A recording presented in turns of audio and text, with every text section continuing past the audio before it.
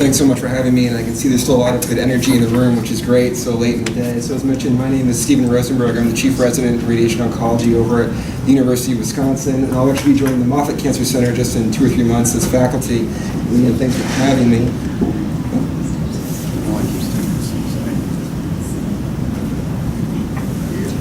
So I have no conflicts of interest for this talk. And so a little bit of an outline of what we're going to talk about. We're going to go over the goals of away rotations in radiation of oncology, the opportunity cost of actually doing these away rotations for medical students, about how these actually impact the match for students, some summary implications of some data that we've actually gathered around in this, and how do we advise our students kind of going through the match process. And so goals of electives in medical school is really to put together a well-rounded clinical education that allows for a better understanding of complex medical issues, especially those heading into oncology. It's important to understand radiology, pathology, nuclear medicine. All these different things are really important to really being a well-rounded clinician moving forward. And so it's important that students get to experience these going forward. And one of those electives that I think is important for any medical student is radiation oncology. And so how do I think about our electives for radiation oncology for students? It's like gaining exposure to radiation oncology practice, better understand the role of the radiation oncologist in the cancer treatment team, and then also learn the basics about radiation treatment, imaging, and taking care of the whole patient, and really developing better history and physical examination skills as related to anatomy, imaging, and oncology. And what we notice for our students who are actually heading into radiation oncology anecdotally is that more and more are pursuing multiple radiation oncology electives during medical school. So what we asked ourselves was that, is there any data to support this? And how does this relate to the match and the opportunity cost for our students going through this process? And so one of the areas you can look for some of this information is in charting outcomes, but this doesn't really provide information on away rotations in regard to the match. And so we actually analyzed the open access self-refrigerated database on the student doctoral network that students report about going through the match process from 2015 through 2017. We look through that information. There's 531 students that actually report their information going through the match. And actually we end up with around 527 students because we actually excluded those that weren't in the mainland USA. And so we were looking at this information in regards to the match process, and in regards particularly to number of rotations in radiation oncology. So we had 527 students, as we mentioned, which were 93% of the residency spots. You can see the number of students for each year.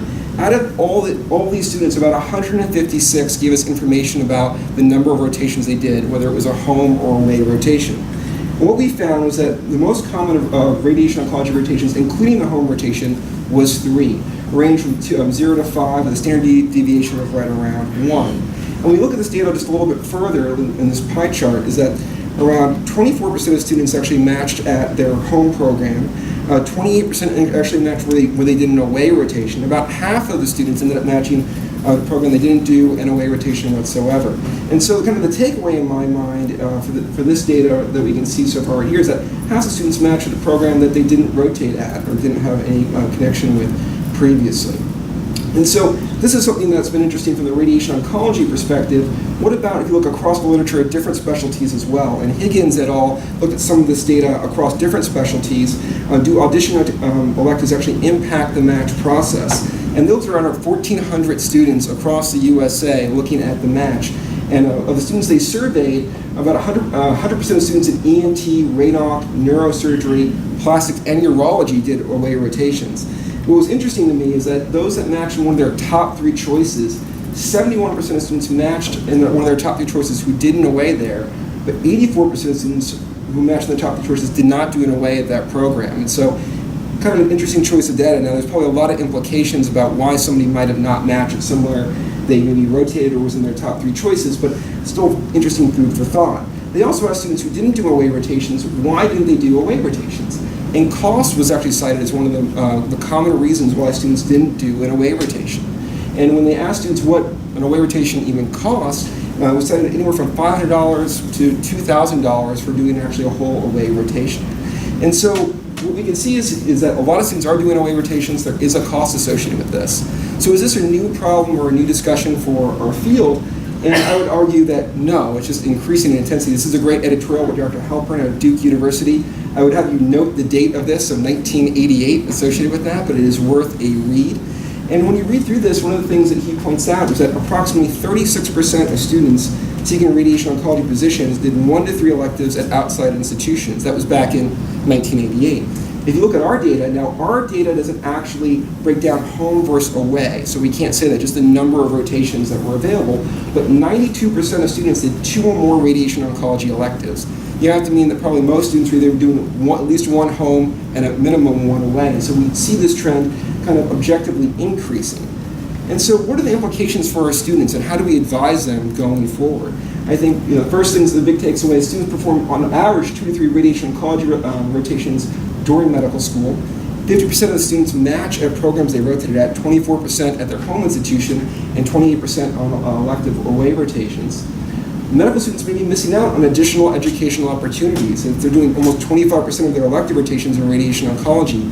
And this is important because it'll be one of the last times to explore different areas of oncology that really impact their education.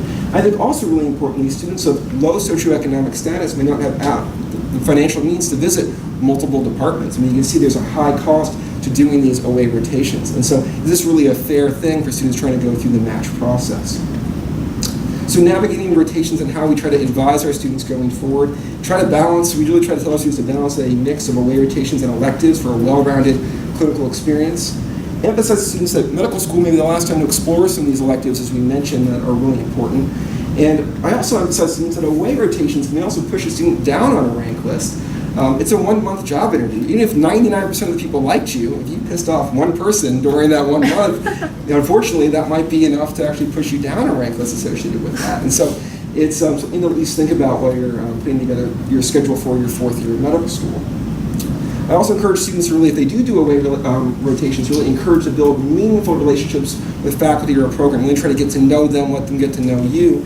And even for some students, what we've actually advised is actually doing an away rotation somewhere, combining a clinical rotation with, say, a research month. That allows you to really develop a real relationship, so someone who can write a meaningful letter of recommendation, and also you're not traveling to multiple places associated with that. And the last thing I always tell students is that if you are interested about really a program, about how it might fit you, an away rotation can be really valuable. Every place is a little bit of a different culture, a different learning environment, and if you're not sure how you're going to fit in there, that can be a really beneficial thing to see firsthand for 1 month rather than, say, a 1-day visit to a department. And of course, I want to thank everybody in the Department of Human Oncology at the University of Wisconsin, and I'll be happy to take any questions.